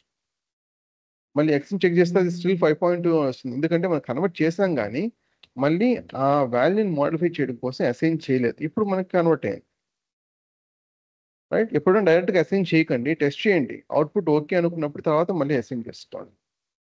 అసైన్ చేస్తే మాత్రమే పర్సిస్టెంట్ రిజల్ట్ వస్తుంది. లేకపోతే ఇంతకుముందు ఏ రిజల్ట్ ఉందో సేమ్ అదే ఎక్స్ అదే వాల్యూ రిటర్న్ చేస్తుంది. ఈ విధంగా కన్వర్ట్ చేసుకోవచ్చు మనం ఫ్లోట్ టు ఇంటిజర్. అదే విధంగా ఇంటిజర్ తీసుకుంటున్నాను నేను, ఇదే ఇంటిజర్. దీన్ని మనం ఫ్లోట్ కన్వర్ట్ చేసుకోవచ్చా? చేసుకోవచ్చు. ఇంకొకటి ఏంటంటే ఇప్పుడు నేను ఇక్కడ 5 తీసుకుంటున్నాను. ఏదైనా ఏ వాల్యూ అయినా సరే స్ట్రింగ్ని కన్వర్ట్ చేసుకోవచ్చు. ఇప్పుడు అది ఇంటిజర్ కావచ్చు, లేదా ఫ్లోట్ కావచ్చు, లేదా కాంప్లెక్స్ నెంబర్ కావచ్చు, లేదా ఏదైనా కావచ్చు. ఈజీగా స్ట్రింగ్ కన్వర్ట్ చేసుకోవచ్చు, ఇష్యూ ఏమి ఉండదు. కానీ సపోజ్ ఇప్పుడు నేను ఇక్కడ స్ట్రింగ్ తీసుకుంటున్నా, టైప్ ఏంటి స్ట్రింగ్, దీన్ని ఇంటిజర్ కన్వర్ట్ చేసుకోవచ్చా? చేసుకోవచ్చు, వర్క్ అవుతుంది. ఇప్పుడు నేను అసైన్ చేయలేదు, అందులో ఎక్స్ సింగిల్ కోట్ వచ్చింది. బట్ అసైన్ మార్చుకోవచ్చా?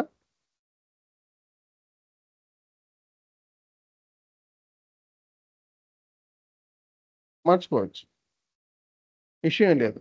ఒకవేళ స్ట్రింగ్ అని ఒక స్ట్రింగ్ ఉంది అనుకోండి, ఇంటిజర్ కన్వర్ట్ చేస్తాను, ఇది స్ట్రింగ్. ఇది దీన్ని ఇంటిజర్ కన్వర్ట్ చేయడంలో అసలు అర్థమే లేదు. దీంట్లో ఒక నెంబర్ ఉంది, దాన్ని కన్వర్ట్ చేయాలనుకుంటున్నాను, ఓకే ఇట్ వర్క్స్. కానీ ఒక స్ట్రింగ్ని కన్వర్ట్ చేయడం వస్తే ఇమ్మీడియట్గా ఎర్రర్ వస్తుంది. సో ఎప్పుడైనా సరే టైప్ కాస్టింగ్ చేసేటప్పుడు it make sense or not అనేది ఒకసారి జస్ట్ కామన్ సెన్స్తో ఆలోచించి కన్వర్ట్ చేయండి.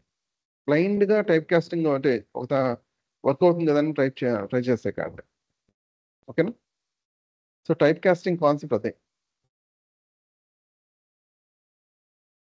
ఒక స్ట్రింగ్ తీసుకుంటాను. స్ట్రింగ్స్ అనేది చాలా ఇంపార్టెంట్. అది సింగిల్ కోట్ ఇవ్వచ్చు, లేదా డబుల్ కోట్ ఇవ్వచ్చు మన చాయిస్. కానీ రెండింటిని యూజ్ చేయకండి. ఒక సింగిల్ కోట్ యూజ్ చేసి ఒక డబుల్ కోట్ అంటే వర్క్ అవ్వదు, ఎర్రర్ వస్తుంది. ఇక్కడ మిషన్ లెర్నింగ్ ఉంది, రైట్? సో ఇక్కడ నేను జస్ట్ ఒక స్ట్రింగ్ అనే మిషన్ లెర్నింగ్ ఒక స్ట్రింగ్ తీసుకున్నాను. స్ట్రింగ్స్ ఎప్పుడు కూడా ఇండెక్స్ అనేది ఉంటుంది, ఇంటర్నల్ ఇండెక్స్ అనేది ఉంటుంది. పైథాన్లో ఇండెక్స్ అనేది 0 నుంచి స్టార్ట్ అవుతుంది. అంటే ఈ ఎంని మనం ఫెచ్ చేసుకోవాలనుకున్నట్లయితే ఫస్ట్ ఇక్కడ ఇండెక్స్ ఏం చెప్పాను, 0 నుంచి స్టార్ట్ అవుతుందని చెప్పాను కదా. సో ఈ క్యారెక్టర్కి 0 అని ఇంటర్నల్గా ఒక నెంబర్ ఇచ్చి ఉంటారు అనమాట. దాన్ని ఇండెక్సింగ్ అని అంటాం. ఇప్పుడు A1 ఇండికేట్ చేస్తుంటుంది ఇంటర్నల్గా, దీన్ని 2 ఇండికేట్ చేస్తుంది. దీనివల్ల అడ్వాంటేజ్ ఏంటి మనకి? ఇప్పుడు x ఈక్వల్ టు అనుకోండి, ఫస్ట్ ఇప్పుడు నాకు C కావాలనుకోండి, దాని కరస్పాండింగ్ ఇండెక్స్ ఏంటి? 2 కదా. ఈ స్క్వేర్ బ్రాకెట్లో నేను 2 అని ఇస్తే ఆ పర్టికులర్ క్యారెక్టర్ వస్తుంది. కేవలం ఒక క్యారెక్టర్ మాత్రం కాదు, ఒక రేంజ్ ఆఫ్ క్యారెక్టర్స్ కూడా వస్తుంది. సపోజ్ నాకు ఇప్పుడు MACHINE రావాలనుకోండి, ఇండెక్స్ ఎక్కడి నుంచి స్టార్ట్ అయింది? 0 నుంచి స్టార్ట్ అయింది. ఎంతవరకు ఎండ్ ఇండెక్స్ ఏంటి? 6. నేను 0:6 ఇస్తే నాకు మిషన్ అని రావాలి. చూద్దాం వస్తుందా రాదా. MACHIN వరకు వచ్చింది. యాక్చువల్ నాకు 6 వరకు ఇచ్చాం కదా. 6 ఇచ్చినప్పుడు మీకు ఈగా రావాలి కదా. 0 నుంచి స్టార్ట్ చేసాం. ఈ కోలన్ ఇండికేట్ చేస్తే అర్థం ఏంటంటే రేంజ్ అని అర్థం అనమాట. కేవలం 0, 6 మాత్రమే కాదు, 0 నుంచి 6 వరకు అని అర్థం. కాకపోతే ఇక్కడ ఉన్న ప్రాబ్లం ఏంటంటే మన ఇక్కడ దీన్ని స్టార్టింగ్ ఇండెక్స్ అంటాం, దీన్ని ఎండ్ ఇండెక్స్ అంటాం. ఎండ్ ఇండెక్స్ అనేది ఇంక్లూడ్ కాదు అంటే అర్థం ఏంటి? 6 అనుకోండి, 6 అంటే 5తో అయిపోతుంది, 5 వరకే, అప్ టు 5 అని అర్థం. అందువల్ల మనకి ఇక్కడ MACHIN వరకు వచ్చింది, 6 వరకు రాలేదు. అప్పుడు మనకి 6 రావాలంటే ఏం చేయాలి? +1. 7 అంటే అర్థం ఏంటి? అప్ టు 6 వరకు అన్న, అప్పుడు వస్తుంది కదా ఖచ్చితంగా మిషన్ అన్నది. ఆ విధంగా అంటే ఒక సింగిల్ క్యారెక్టర్ని తీసుకోవచ్చు, ఈ ఇండెక్స్ వల్ల అడ్వాంటేజ్ అదే, లేదా ఒక రేంజ్ ఆఫ్ క్యారెక్టర్స్ కూడా తీసుకోవచ్చు. దాన్ని స్లైసింగ్ అని అంటారు. స్లైసింగ్ అంటే అర్థం ఏంటి? ఒక స్ట్రింగ్ ఉంది, దాంట్లో కొంత పార్ట్ మనం ఎక్స్ట్రాక్ట్ చేస్తున్నాం, ఆ కొంత పార్ట్ని మనం స్లైసింగ్ అంటాం. ఇప్పుడు ఎలాగైతే ఒక బంగాళాదుంప ఉంది అనుకోండి, దాన్ని ముక్కలుగా చేసాం, ఒక స్లైస్ తీసుకున్నాం, లేదా ఒక యాపిల్ ఉంది ఒక స్లైస్ తీసుకున్నాం, లేదా ఒక ఆరెంజ్ ఉంది ఒక స్లైస్ తీసుకున్నాం, అంటే ఒక ముక్క తీసుకున్నాం. అలాగే స్ట్రింగ్లో కూడా కొంత పార్ట్ మాత్రమే నాకు అవసరం, ఇప్పుడు నాకు మిషన్ లెర్నింగ్లో మిషన్ మాత్రమే అవసరం, నేను ఆ స్లైస్ తీసుకున్నాను, దాన్ని స్లైసింగ్ అంటారు. ఓకే, సో ఇండెక్స్ యొక్క పర్పస్ అర్థమైంది అనుకుంటున్నాను. ఇంకో పాయింట్ ఏంటంటే స్పేస్ కూడా, ఇక్కడ స్పేస్ ఉంది కదా, అది కూడా ఒక క్యారెక్టరే. ఇప్పుడు నేను ఇక్కడ లెన్ ఒకటి ఉంటుంది, లెన్ వల్ల అడ్వాన్స్ మెథడ్ అంటే ఫంక్షన్ ఏం చేస్తుందంటే దాంట్లో ఎన్ని క్యారెక్టర్స్ ఉన్నాయో చెప్తుంది. ఇక్కడ ఏం చెప్తుంది, ఎక్స్లో 16 క్యారెక్టర్స్ ఉన్నాయని చెప్తుంది. చూద్దాం. 1 2 ఇండెక్స్ నేను కౌంట్ చేయట్లేదు, ఎన్ని క్యారెక్టర్స్ ఉన్నాయి కౌంట్ చేస్తున్నా. సో 1 2 3 4 5 6 7 8, స్పేస్ కూడా ఒక క్యారెక్టర్ 8 9 10 11 12 13 14 15 16, అందువల్ల 16 వచ్చింది. ఇప్పుడు నేను ఒక ఎక్స్ట్రా ఒక స్పేస్ ఇస్తాను, రైట్, చూడండి 17 వచ్చింది, అంటే స్పేస్ కూడా క్యారెక్టరే. ఇంకో స్పేస్ ఇస్తాను 18, సో స్పేస్ కూడా ఒక క్యారెక్టరే, అది కూడా ఒక క్యారెక్టర్ కింద కౌంట్ అవుతుంది. అండ్ ఇండెక్స్ గురించి ఆల్రెడీ మనం మాట్లాడుకున్నాం కదా, 0 నుంచి స్టార్ట్ అవుతుంది అండ్ నార్మల్ లెంత్ -1తో ఎండ్ అవుతుంది. ఇది పాజిటివ్ ఇండెక్స్ అంటాం. దీంట్లో నెగిటివ్ ఇండెక్స్ కూడా ఉంటుంది. నెగిటివ్ ఇండెక్స్ రివర్స్లో ఉంటుంది, -1 -2 చివరి నుంచి స్టార్ట్ అవుతాయి. -1 -2 -3 ఎందుకు ఇలాగ -4తో స్టార్ట్ అవుతుంది, అంటే బ్యాక్ నుంచి వెళ్తుంది. ఇది ఎందుకు ఉపయోగం అంటే, సపోజ్ నాకు ఫస్ట్ లాస్ట్ క్యారెక్టర్ మాత్రమే కావాలనుకోండి, జనరల్గా మనం ఏం చేస్తాం, లాస్ట్ క్యారెక్టర్ అంటే ఇండెక్స్ ఏంటి 15 కదా, సో ఆ 15 ఇస్తాం. ఇలాగ ఇవ్వడం కంటే కూడా లాస్ట్ క్యారెక్టర్స్ ఎప్పుడైనా కావాలనుకున్నప్పుడు నెగిటివ్ ఇండెక్స్ యూజ్ చేయండి, అది ఈజీ. దీనివల్ల అడ్వాంటేజ్ ఏంటి, సపోజ్ ఇక్కడ 15 ఇచ్చాను అనుకుందాం, జస్ట్ ఎగ్జాంపుల్ కింద జీ వచ్చింది, మిస్టేక్ నేను రిమూవ్ చేసేసాను, ఎవరో ఒకరు రిమూవ్ చేశారు లాస్ట్ క్యారెక్టర్, 15 వర్క్ అవుతుందా, వర్క్ అవుతుంది, ఎందుకంటే 15 అనే ఇండెక్స్ లేదు, ఈ కంప్యూటర్ రిమూవ్ అయిపోయింది. కానీ -1 యూజ్ చేయడం వల్ల చూడండి, నేను ఇక్కడ జీ పెడతాను, జీ పెట్టినప్పుడు ఆబ్వియస్లీ -1 నుంచి చివరి క్యారెక్టర్ వచ్చింది మనకి, నేను జీని రిమూవ్ చేస్తాను, అప్పుడు ఏమవ్వాలి మనకి, -1 అంటే ఇది ఇండికేట్ చేస్తుంది, లాస్ట్ క్యారెక్టర్ ఇండికేట్ చేస్తుంది. సో -1 ఎప్పుడు కూడా లాస్ట్ క్యారెక్టర్ ఇండికేట్ చేయడం వల్ల ఈ కోడ్ అనేది ఎప్పుడు కూడా మీకు ఎర్రర్ రాదు. ఇప్పుడు నేను ఇక్కడ ఎన్గా తీసేసాను, సో ఐ వచ్చింది. సో -1 వాళ్ళ అడ్వాంటేజ్ ఏంటి, పాజిటివ్ ఇండెక్స్ అన్నప్పుడు జనరల్గా మీరు అన్ని సిచ్యువేషన్లో పాజిటివ్ ఇండెక్సే వాడండి, కానీ చివరి క్యారెక్టర్ లేదా చివరి లాస్ట్ బట్ 1 క్యారెక్టర్ అలాగా మీరు యాక్సెస్ చేసుకోవాలనుకుంటున్నప్పుడు నెగిటివ్ ఇండెక్స్ వాడండి, అప్పుడు మీకు నెగిటివ్ ఇండెక్స్ హెల్ప్ అవుతుంది. మిగతా సిచ్యువేషన్లో నెగిటివ్ ఇండెక్స్ వాడకండి. ఓకే, ఇంకో సిచ్యువేషన్ ఉంది, అది ఎక్కడ నెగిటివ్ ఇండెక్స్ వాడాల్సిన సిచ్యువేషన్, అదేంటి చూద్దాం. సపోజ్ ఇక్కడ నేను 0:7 ఇచ్చాను కదా, నేను మళ్ళీ అది సేమ్ అదే సారీ ఇచ్చాను తీసుకుంటున్నాను, నాకు మిషన్ వచ్చింది. ఓకే, ఇప్పుడు సపోజ్ నాకు ఇది రివర్స్ రావాలనుకోండి, నార్మల్ బై డిఫాల్ట్ ఏంటంటే ఇక్కడ స్టెప్ అనేది ఒకటి ఉంటుంది, స్టెప్ అనేది బై డిఫాల్ట్ 1, డిఫరెన్స్ ఏం కనిపించదు. ఇప్పుడు నేను 2 ఇచ్చాను అనుకోండి, ఎవ్రీ ఆల్టర్నేట్ క్యారెక్టర్ వస్తుంది, అంటే ఎం వస్తుంది, 0:7 కదా, ఎం వస్తుంది, దీనికి ఇక్కడ సెకండ్ క్యారెక్టర్ ఏంటి, ఎంకి ఏ కాదు సి వస్తుంది సెకండ్ క్యారెక్టర్, సికి సెకండ్ క్యారెక్టర్ ఏంటి ఐ, ఐకి సెకండ్ క్యారెక్టర్ ఏంటి ఈ, అలాగా ఆల్టర్నేటివ్గా వస్తుంది. చూడండి, మిషన్ రాలేదు, నాకు ఎం వచ్చింది, ఇక్కడ 2 ఉంది కాబట్టి సెకండ్ క్యారెక్టర్ ఏంటి సి, ఎంకి సెకండ్ క్యారెక్టర్ సి, అందువల్ల సి వచ్చింది. సికి సెకండ్ క్యారెక్టర్ ఏంటి ఐ వచ్చింది, ఐకి సెకండ్ క్యారెక్టర్ ఏంటి ఈ వచ్చింది. ఓకే, 3 ఇచ్చాను అనుకోండి, అప్పుడు ఏమవుతుంది, ఎం వస్తుంది ఫస్ట్, ఎంకి థర్డ్ క్యారెక్టర్ ఏంటి హెచ్కి థర్డ్ క్యారెక్టర్ ఏంటి ఈ, అలా వస్తుంది అనమాట. చూడండి ఎంహెచ్ఈ వచ్చింది. నార్మల్గా మనం ఇలాగా ప్రాక్టికల్గా యూజ్ చేస్తామంటే ఎక్కువ యూజ్ చేయము, అది ఎక్కడ ఉపయోగపడుతుంది అంటే, ఇప్పుడు -1 ఇచ్చాను అనుకోండి, నార్మల్గా -1 ఇవ్వకపోతే నార్మల్ ఇది కదా, రివర్స్ రావాలనుకోండి, సారీ ఎక్కడ ఉపయోగపడుతుంది అంటే, చూడండి రివర్స్ వచ్చింది. ఇప్పుడు ఏం చేస్తానంటే, మిషన్ వచ్చిందా, ఇక్కడ కోలన్ ఈ పార్ట్ నేను ఎక్స్ప్లెయిన్ చేయలేదు, ఓపెన్ చేస్తాను. ఫస్ట్ ఈ రేంజ్ అనేది ఫస్ట్ ఎక్స్ప్లెయిన్ చేసి, ఎప్పుడైనా సరే స్టార్టింగ్ ఇండెక్స్ నుంచి అన్నప్పుడు మనం 0 ఇచ్చినా 0 ఇవ్వకపోయినా ఒకటే. బై డిఫాల్ట్ స్టార్ట్ ఇండెక్స్ అనేది 0 కింద తీసుకుంటుంది మనం ఏమి ఇవ్వకపోతే. అందువల్ల రిజల్ట్ ఏం డిఫరెన్స్ ఏమి ఉండదు. 0 ఇచ్చినా కూడా అదే రిజల్ట్ వస్తుంది, 0 ఇవ్వకపోయినా కూడా అదే రిజల్ట్ వస్తుంది. సపోజ్ ఇప్పుడు నేను 2 నుంచి అంటే 0 1 2 సి నుంచి చివరి వరకు రావాలనుకోండి. జనరల్గా ఇండెక్స్ ఏంటి మనకి 15, రైట్? అప్పుడు అవుటర్ బౌండ్ అన్నప్పుడు మనకి 15 + 1 కదా, 16 ఇవ్వాలి. ఇలా ఇచ్చినా కూడా మన చివరి వరకు వస్తుంది. లేదు అంటే చివరి వరకు రావాలనుకున్నప్పుడు కంప్లీట్ స్కిప్ చేసేయండి, ఆటోమేటిక్గా 16 తీసుకుంటుంది అదే. సో ఎప్పుడైనా సరే మీరు స్టార్ట్ ఇండెక్స్ ఎండింగ్స్ ఏం ఇవ్వలేదు అనుకోండి, మొత్తం వచ్చేస్తుంది, రైట్? బై డిఫాల్ట్ ఇంటర్నల్గా ఏమనుకుంటుంది ఇది 0, అవుటర్ బౌండ్ చివరి క్యారెక్టర్ 15, బట్ 15 ఇంక్లూడ్ కాదు కదా. సో 15 + 1 16 ఇలా తీసుకుంటుంది అన్నమాట ఇంటర్నల్గా మనం ఏమి ఇవ్వకపోతే. సో నా పాయింట్ ఏంటంటే ఈ మిషన్ తీసుకుంటున్నాం కదా 0 నుంచి 7 వరకు. ఇక్కడ నేను 7 వరకు ఇచ్చాను అనుకోండి, మిషన్ వచ్చింది. దీన్ని రివర్స్ చేయాలనుకోండి, ::(-1) ఇస్తున్నారు. అర్థం ఏంటి? ఈ మిషన్ మొత్తం వస్తుంది అంటే ఇక్కడ స్టార్ట్ ఇండెక్స్ ఏమి ఇవ్వలేదు కాబట్టి మొత్తం ఈ పార్ట్ మొత్తం వస్తుంది. -1 అంటే దీని ఎగ్జాక్ట్గా రివర్స్ అన్నమాట, ENIC అలాగనమాట. ఓకే, అండ్ ఇది అర్థం కాకపోయినా పర్వాలేదు, మీకు నెక్స్ట్ కాన్సెప్ట్ దీని మీద అంటే జనరేటివ్ అనేది ఖచ్చితంగా ఇది తెలిస్తేనే అని ఏం రూల్ ఏం లేదు, బట్ ఇండెక్సింగ్ తెలిస్తే బెటర్. ఇక మనం డిస్కస్ చేసుకుంది సింగిల్ క్యారెక్టర్ని ఎలా తీసుకోవాలి, లేదా రేంజ్ ఆఫ్ క్యారెక్టర్స్ని ఎలా తీసుకోవాలి, అండ్ స్టెప్ గురించి మనం మాట్లాడుకుందాం. That include step equal to అంటే పాజిటివ్ అని కాదు, నెగిటివ్ ఇండెక్స్ గురించి కూడా మాట్లాడుకుందాం. And step with negative index కూడా మనం మాట్లాడుతాం. సో ఈ పార్ట్స్ గురించి మనం మాట్లాడుతాం. ఇది ప్రాక్టీస్ చేస్తే ఖచ్చితంగా మీకు అర్థమవుతుందండి. ఒకసారి ప్రాక్టీస్ చేయండి.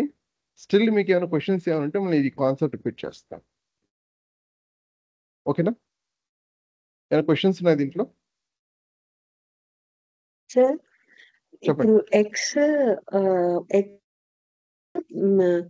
:7 ఇచ్చారు, మళ్ళీ 2 కోలన్స్ -1 ఇచ్చారు కదా. అలా కాకుండా X:7:-1 ఇస్తే సేమ్ రాదంటారా? రాదండి. అదే సేమ్ అదే లిస్ట్ లో అదే నెగిటివ్ ఇండెక్సింగ్ అని కొంచెం ఇక్కడ నిమిషం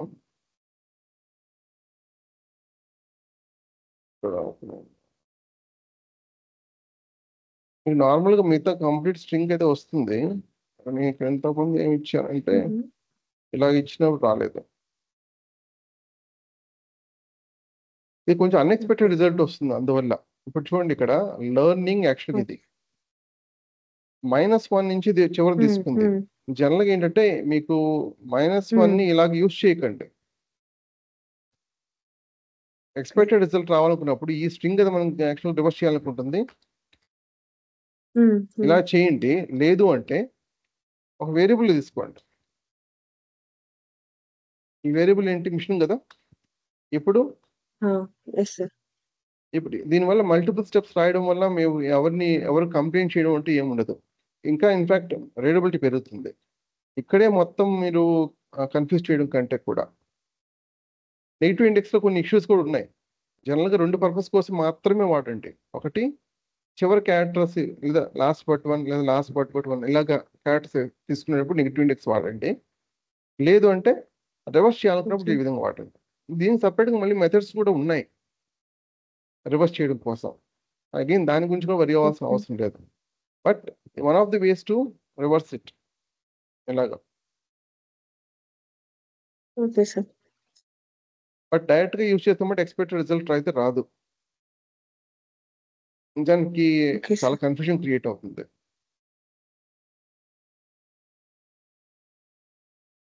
ఆల్ రైట్.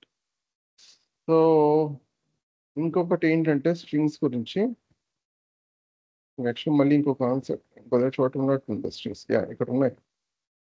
ఓకే, ఈ టాపిక్ ఎక్స్ప్లెయిన్ చేసి నేను క్లోజ్ చేస్తాను. ట్రూతీ అండ్ ఫాల్సీ కేసెస్ అన్నది జనరల్గా మనకు ఇఫ్ కండిషన్ తీసుకున్నట్లయితే మిగతా ప్రోగ్రామింగ్ లాంగ్వేజెస్ ఎలా రాస్తాం? ఇఫ్ కండిషన్ రౌండ్ బ్రాకెట్లో కర్లీ బ్రాకెట్స్లో మనం ఏ స్టేట్మెంట్ కావాలనుకున్నాం ఆ స్టేట్మెంట్స్ రాస్తాం. అదే పైథాన్లో వచ్చేసరికి ఈ కర్లీ బ్రాకెట్స్ అనేవి ఉండవు, కోలన్ యూస్ చేస్తాం. మరి ఈ కోలన్ ఇక్కడ యూస్ చేస్తే if condition end of the state అంటే ఎండ్ ఆఫ్ ది బ్లాక్ ఎలా అర్థమవుతుందంటే ఇన్నెంట్ మెయింటైన్ చేయాలి. ఇన్నెంట్ మెయింటైన్ చేసేంత వరకు ఈ స్టేట్మెంట్స్ అనేవి ఇఫ్ కింద వస్తాయి. ఒక ఇన్నెంట్ మెయింటైన్ చేయలేదు ఇక్కడ, నేను స్టేట్మెంట్ 3 అనేది లేదు, రైట్? సో ఇఫ్ కింద రాదు. సపోజ్ నేను ఇక్కడ ఇన్నెంట్ ఇచ్చాననుకోండి, ఈ స్టేట్మెంట్ పోతే ఇఫ్లోకి వస్తుంది. లేదా ఇవ్వలేదు అనుకోండి, ఈ స్టేట్మెంట్ 3 అనేది ఇఫ్లోకి రాదు. సో సపరేట్గా మనం ఆ ఇన్నెంట్ వల్ల మనం అది ఇండికేట్ చేస్తుంది, అది ఇఫ్ కింద వస్తుందా రాదా అని డిసైడ్ అవుతుంది. కాబట్టి సపరేట్గా మనం కర్లీ బ్రాకెట్స్ లాగా ఎక్స్ప్లిసిట్గా మెన్షన్ చేయాల్సిన అవసరం లేదు. పైథాన్లో ఈ విధంగానే రాస్తాం మనం బ్లాక్ అన్నది. సో ఇదంతా కూడా ఒక బ్లాక్, ఈ ఇఫ్ బ్లాక్ కింద వస్తుంది.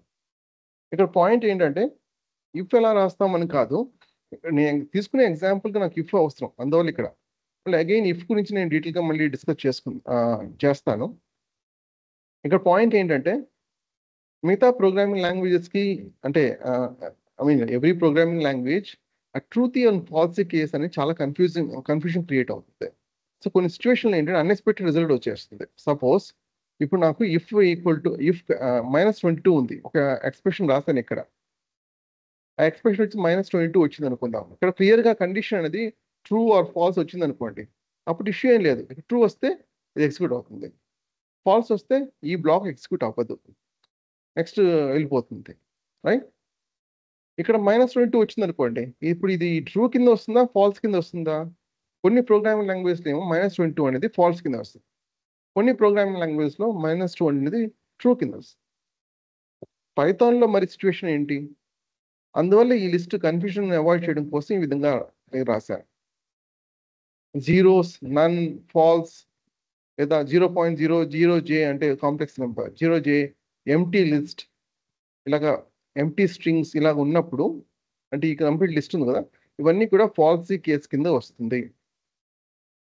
ఇవన్నీ కూడా ఎలా గుర్తుపెట్టుకోవాలి? జస్ట్ మీరు గుర్తుపెట్టుకోవాల్సింది ఒకటే, 0 అని ఉందనుకోండి, లేదా ఫాల్స్ అని ఉందనుకోండి, లేదా నన్ అని ఉందనుకోండి, లేదా ఎంటీ సంథింగ్ ఎంటీ, అది లిస్ట్ కావచ్చు, ట్యూపుల్ కావచ్చు, సెట్స్ కావచ్చు, డిక్షనరీ కావచ్చు, ఏదైనా అవ్వచ్చు. ఎంటీ ఉంటే అది ఫాల్స్ కింద వస్తుంది కన్సిడర్ చేయండి. అప్పుడు మరి -22 అనేది ఎంటీ కింద రాదుగా, ఫాల్స్ కింద రాదు, నన్ కింద రాదు, 0 కింద రాదు. అప్పుడు ఇది ట్రూ? అవును, ట్రూ. నేను ఇక్కడ 0 అని ఇచ్చాను, 0 అనేది ఫాల్స్ కింద వస్తుంది కదా, సో ఇది ఫాల్స్ కింద వస్తుంది. ఫర్ ఎగ్జాంపుల్ ఇక్కడ చూపిస్తాను. సపోజ్ ఇక్కడ నాకు 0 అని ఇచ్చాను, ఇది ఫాల్స్, 0 అంటే ఫాల్స్ కాబట్టి ఈ రెండు స్టేట్మెంట్ ఎగ్జిక్యూట్ అవ్వవు. బయట ఇది ఉంది కాబట్టి ఆటోమేటిక్ ఎగ్జిక్యూట్ అవుతుంది. నేను ఇక్కడ -22 అని ఇస్తాను, -22 అనేది ఈ లిస్ట్లో లేదు కదా, అంటే నేను ఇది మొత్తం కన్సాలిడేట్ చేసి ఇక్కడ ఉన్నవన్నీ కూడా కన్సాలిడేట్ చేసి మీకు గుర్తుండే విధంగా ఇక్కడ 4 రాశాను. 0 కానీ ఫాల్స్ కానీ ఏదైనా నన్ కానీ లేదా ఏదైనా ఒక ఆబ్జెక్ట్ కానీ ఒక వేరియబుల్ కానీ ఎంటీ ఉన్నప్పుడు ఫాల్స్ కింద వస్తుందో గుర్తుపెట్టుకోండి. -22 అన్నది దీంట్లో లేదు కాబట్టి, ఇది అంటే ఈ లిస్ట్లో లేదు కాబట్టి ట్రూ కింద వస్తుంది. ట్రూ కింద అయినప్పుడు ఇది ఎగ్జిక్యూట్ చేస్తే ఆబ్వియస్లీ ఇది ఎగ్జిక్యూట్ అవ్వాలి కదా, అవుతుంది. చూడండి, స్టేట్మెంట్ 1, 2 అని ఎగ్జిక్యూట్ అయ్యింది. నెక్స్ట్ ఇప్పుడు నేను -1 ఇస్తాను, రైట్? ట్రూ కింద కన్సిడర్ అయింది. నేను -0 అని ఇస్తాను, స్టేట్మెంట్ 3 మాత్రం ఎగ్జిక్యూట్ అయ్యింది. అది -0 అన్నా +0 అన్నా 0నే, అందువల్ల ఏమవుతుంది, ఇది ఫాల్స్ కింద వస్తుంది, రైట్? ఆ కన్ఫ్యూజన్ చాలాసార్లు మీకు ప్రతి ఒక్క ప్రోగ్రామింగ్ లాంగ్వేజ్లో ఎవరిని ప్రోగ్రామింగ్ లాంగ్వేజ్ ఎక్స్ప్లెయిన్ చేసేటప్పుడు ఖచ్చితంగా ఇది అడ్రస్ చేస్తారు. లేకపోతే కోడ్ రాసేటప్పుడు మీకు అన్ఎక్స్పెక్టెడ్ రిజల్ట్ వచ్చే అవకాశం ఉంది. అది కొన్నిసార్లు మనకే కన్ఫ్యూజన్ వస్తుంది రాసేటప్పుడు, అది ట్రూ కింద వస్తుందా ఫాల్స్ కింద వస్తుందా, ఇప్పుడు ఈ సపరేట్గా దీనికోసం కేసు రాయాలా లేదా అన్న క్వశ్చన్ వస్తుంది, రైట్? ఇప్పుడు నేను ఒక ఎంటీ లిస్ట్ తీసుకుంటున్నాను, అవుట్ సైడ్ ఆఫ్ ఇట్ కేవలం ఇది మాత్రం ప్రింట్ అయింది, ఇది ప్రింట్ అవ్వలేదు. నేను ఒక వాల్యూ తీసుకున్నాను, జస్ట్ ఒక వాల్యూ, ఆబ్వియస్లీ ఇది ఎంటీ కాదు కాబట్టి ఇవి 3 ఎగ్జిక్యూట్ అవుతాయి. అలాగా ఇది వెరీ రేర్ కేస్ అండి. నార్మల్గా ఎక్స్ప్రెషన్ ఇచ్చినప్పుడు మాత్రమే అప్పుడు అలాంటి ఇష్యూ జరుగుతుంది. జనరల్గా మనం ఈ కండిషన్ అనేది బులియన్ కండిషన్ రాస్తాం, రైట్? అంటే true or false comparison operator use చేస్తాం. కంపారిజన్ ఆపరేటర్ యూజ్ చేసినప్పుడు అది ఖచ్చితంగా ట్రూ కానీ ఫాల్స్ కానీ రావాలి. కేవలం కొన్నిసార్లు ఎక్స్ప్రెషన్ వచ్చినప్పుడు మాత్రమే ఆ కన్ఫ్యూషన్ క్రియేట్ అవుతుంది. ఇది క్లారిఫై అయింది అనుకుంటున్నాను. ఈ లిస్ట్ రిఫర్ చేయండి. ఇది అర్థం కాకపోతే జస్ట్ ఈ 4 పార్ట్స్ గుర్తుపెట్టుకోండి. 0, ఫాల్స్, నన్, ఎంప్టీ. ఇవన్నీ కూడా ఇది నన్ వచ్చిందా? ఈ నన్.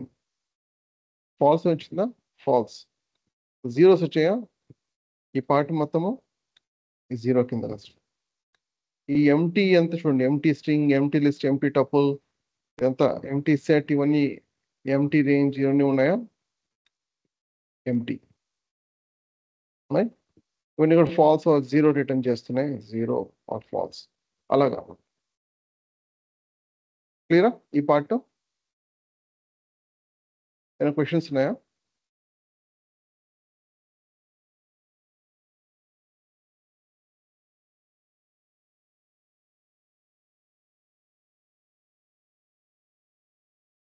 Hi sir, Ramesh here. చెప్పండి. This is my first class. Actually, I missed the previous class. And where can I find that downloads, code samples, and So once you enroll to the course, we provide you access to Google Classroom. So I have not created it yet because I need to get confirmation from institute. And moreover, this is going to be in Telugu. So ఇది తెలుగులో ఉంటుంది. And me separate English batch expect చేస్తున్నారా? Telugu okay. సపరేట్గా మీకు enrol చేసుకున్న confirmation వచ్చిన తర్వాత నేను గూగుల్ క్లాస్ రూమ్ క్రియేట్ చేస్తాను. మీ ఈమెయిల్ ఐడి షేర్ చేయాల్సి ఉంటుంది. ఆల్రెడీ షేర్ చేశాను, అయింది. అదే నాకు కన్ఫర్మేషన్ ఇంకా రాలేదు. సో కన్ఫర్మేషన్ వచ్చిన తర్వాత రేపు సెషన్లో నేను గూగుల్ క్లాస్ రూమ్ యాక్సెస్ అంటే క్లాస్ రూమ్ క్రియేట్ చేసి ప్రొవైడ్ చేస్తాను. ప్రస్తుతానికి ఆల్రెడీ నేను పైథాన్ స్క్రిప్ట్స్ అని షేర్ చేశాను లింక్లో, అంటే చాట్లో. అవే కంటిన్యూ చేస్తున్నాం కాబట్టి నేను గూగుల్ క్లాస్ రూమ్ మీద ఒక 2-3 సెషన్స్ అనేవి ఫ్రీ సెషన్స్ కాబట్టి ఇంకా క్రియేట్ చేయలేదు. నాకు కన్ఫర్మేషన్ 1 or 2 days లో క్రియేట్ చేస్తాను. సార్ ఒకసారి డాక్యుమెంట్స్ తిరిగి షేర్ చేయగలరా సార్? ఫస్ట్ క్లాస్ జాయిన్ అయ్యాను. అదే ఫస్ట్ క్లాస్ లో మీకు షేర్ చేయలేదా? నేను లేను సార్, ఇది ఫస్ట్ క్లాస్ నాకు. ఓకే, షేర్ చేస్తాను. అనకొండ ఇన్స్టాలేషన్ డాక్యుమెంట్ కూడా కొంచెం షేర్ చేయండి సార్ ఈ చాట్ లో. మేబీ చాలా డాక్యుమెంట్స్ ఉన్నాయి, గూగుల్ క్లాస్ రూమ్ ద్వారా షేర్ చేస్తాను. జస్ట్ ప్రస్తుతానికి వీడియో ఫాలో అవ్వండి మీరు, అనకొండ ఇన్స్టాలేషన్ మాత్రం. ఓకే సార్, ఆ డాక్యుమెంట్ షేర్ చేస్తారు సార్ అనకొండ ఇన్స్టాలేషన్, బికాజ్ ఆ పారామీటర్స్ కొంచెం నాకు కావాలి అందుకని. ఏ పారామీటర్స్ అంటున్నారు? సిస్టమ్ వేరియబుల్స్ ఉన్నాయి కదా సార్. అదే ప్రస్తుతానికి గూగుల్ క్లాస్ రూమ్ నేను అనకొండ ఇన్స్టాలేషన్ గైడ్ ఇది ప్రొవైడ్ చేయట్లేదు. వీడియో ప్రకారం ఫాలో అవ్వండి. మీ ఎన్రోల్ అయిన తర్వాత మీకు ప్రొవైడ్ చేస్తాను, సపరేట్ డాక్యుమెంట్ ప్రొవైడ్ చేస్తాను. ఓకే, పైథాన్ స్క్రిప్ట్స్ అయితే మాత్రం ఇప్పుడు నేను షేర్ చేస్తాను. ఓకే సార్, చార్ట్ లో పెడుతున్నాను చూడండి. Okay sir, thank you sir. Okay, పెట్టాను చూడండి. వచ్చింది సార్. ఆల్రెడీ ఇంకేమైనా క్వశ్చన్స్ ఉన్నాయా?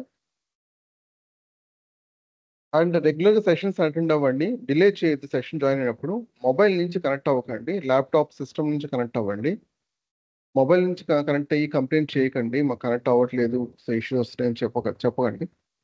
అండ్ స్క్రిప్ట్స్ అనే గూగుల్ క్లాస్ రూమ్ ప్రొవైడ్ చేసిన తర్వాత మీకు డాక్యుమెంటేషన్ స్క్రిప్ట్స్ నుంచి మీ కంప్లైంట్స్ ఏమి ఉండవు, క్లియర్ అవుతుంది.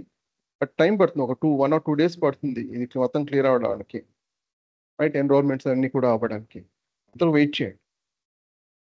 అండ్ ఏ సెషన్కి ఆ సెషన్ ఆ రోజు ప్రాక్టీస్ చేయండి, 2 to 3 hours స్పెండ్ చేయండి ఎక్స్ట్రాగా. మీకు ఇనిషియల్గా మీకు చాలామంది ఇగ్నోర్ చేస్తూ ఉంటారు, తర్వాత మళ్ళీ బాధపడుతూ ఉంటారు అర్థం కాలేదని చెప్పేసి 2 to 3 weeks తర్వాత. ఆ విషయంలో మాకు కంప్లైంట్ చేయకండి, ఎందుకంటే మేము క్లియర్గా చెప్తాం. ఏ సెషన్కి ఆ సెషన్ 2 to 3 hours ప్రతిరోజు స్పెండ్ చేస్తేనే, ప్రాక్టీస్ చేస్తేనే వర్క్ అవుతుంది. జస్ట్ మీరు సెషన్ అటెండ్ అయ్యి గాలిలో మీరు ప్రాక్టీస్ చేస్తే వర్క్ అవుతుంది. ఏ అన్నది చాలా కాంప్లెక్స్ సబ్జెక్ట్. ఇనిషియల్గా చాలా సింపుల్గా అనిపించినా కూడా మీకు లేటర్ స్టేజ్లో చాలా డిఫికల్ట్ ఫేస్ చేస్తారు. దయచేసి అడ్వైజ్ ఏ విధంగా ఇచ్చామో విత్ ఎక్స్పీరియన్స్ చెప్తున్నాం కాబట్టి అదే విధంగా ఫాలో అవడం బెటర్. ఇగ్నోర్ చేసిన వాళ్ళకి మీకే అర్థమవుతుంది 2 to 3 weeksలో ఎందుకు ప్రాక్టీస్ చేయలేదని చెప్పేసి, ఎందుకు ఫాలో అవ్వలేదని చెప్పేసి. ఎనీవే, సో ఈరోజు సెషన్ నేను క్వశ్చన్స్ ఏమంటే అడగండి, లేకపోతే లాగ్ ఆఫ్ అయిపోవచ్చు ప్రస్తుతం. రేపు సేమ్